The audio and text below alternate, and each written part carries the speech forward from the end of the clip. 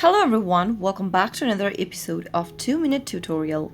In today's video, I'm going to show you how to make ChatGPT write longer. Watch the video till the end and don't forget to subscribe to our channel if you've not yet. Press the notification bell so that you'll never miss another upcoming upload from us. If you want to make ChatGPT write longer paragraphs, then you can provide it with more context and prompt. Let me show you in an example. Here I have asked my ChatGPT to write something for me. As soon as it finishes its work, you'll be able to see the result on the page. If you want your ChatGPT to write longer, then after finishing the task, you can also type in more or continue in order to generate longer text. After you are done typing in, send it to the ChatGPT and you'll be able to see longer text generated. For example, if I type in continue, it'll continue writing the text. That was how you can easily make your ChatGPT write longer whatever you wanted to write. I hope the tutorial was helpful to you. If it was,